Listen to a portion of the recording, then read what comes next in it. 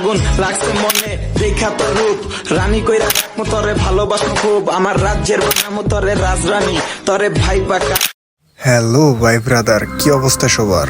চলে আসলাম আরো একটি নতুন ভিডিও নিয়ে আপনাদের মাঝে। আজকে যে জায়গাটি নিয়ে কথা বলবো সেই জায়গাটির নাম, জায়গাটি কোথায় অবস্থিত এবং জায়গাটিতে পৌঁছাতে আমাদের কত টাকা খরচ হলো এবং আমাদের সম্পূর্ণ জার্নিটা কেমন ছিল, এই নিয়ে থাকছে আজকের ভিডিও। তো বন্ধুরা, আজকে আমাদের ট্যুরের প্ল্যান ছিল নড়াইলের পাশের জেলা যশোরে। যেহেতু বৃষ্টির সিজন চলতেছে তাই বেশি দেরি না করে আমরা গোবরা বাজার থেকে জনপ্রতি 30 টাকা ভাড়া করে অটোরিকশা করে নড়াইল রেল স্টেশনের দিকে রওনা করলাম।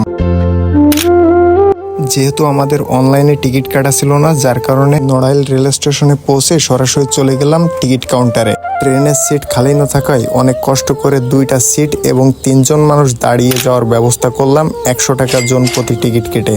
এদিকে ট্রেন আসবে আরো 1.5 ঘন্টা পরে। সময় কাটানোর জন্য যে যার মতো ব্যস্ত হয়ে পড়লো ভিডিও এবং ছবি তোলার জন্য। অবশেষে পুরো 1.5 ঘন্টা অপেক্ষার পর ট্রেন আসলো এবং টিকিট হাতে নিয়ে আমাদের বগি নাম্বার এবং সিট নাম্বার খুঁজতে বেরিয়ে গেলাম ট্রেনের উদ্দেশ্যে।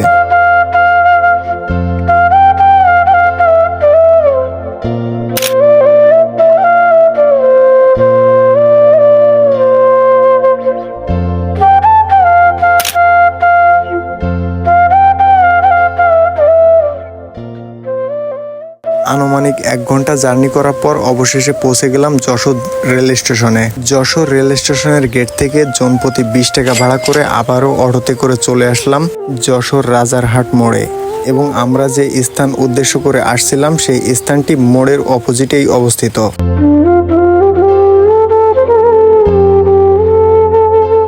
অটো থেকে নেমে আমরা একটা অচেনা রেস্টুরেন্ট থেকে দুপুরের নাস্তাটা সেরে নিলাম।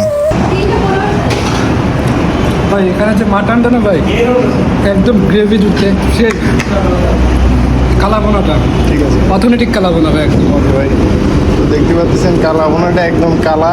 ভাই এদিকে দেখেন, এদিকে দেখেন, ওয়াও, একদম ওয়াও, আর থেকে ছাড়িয়ে যায় ভাই। খাওয়া দাওয়া শেষ করে দেরি না করে বেরিয়ে পড়লাম রিসোর্টের উদ্দেশ্যে এবং সুইমিং করার জন্য জনপ্রতি 500 টাকা টিকিট কেটে নিলাম। রিসিপশনে টিকিটটা জমা দিয়ে চলে গেলাম চেঞ্জিং রুমে ড্রেস চেঞ্জ করার জন্য।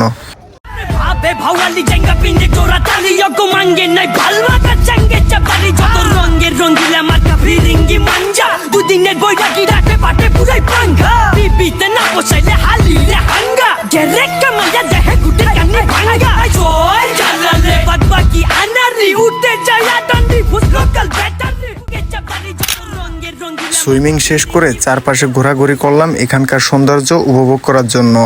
আসার আগে যেমনটা ভেবেছিলাম এখানকার ভিউ তার থেকেও অনেকটা সুন্দর, যা বলে বোঝানো সম্ভব নয়। তার দিকে নাম না জানা বিভিন্ন ডিজাইনের গাছপালায় এই রিসর্টের সৌন্দর্য আরো দ্বিগুণ করে তুলেছে। সারাদিন ঘোরাঘুরির পর অবশেষে বিকাল 5টার দিকে বাড়ির উদ্দেশ্যে রওনা করলাম।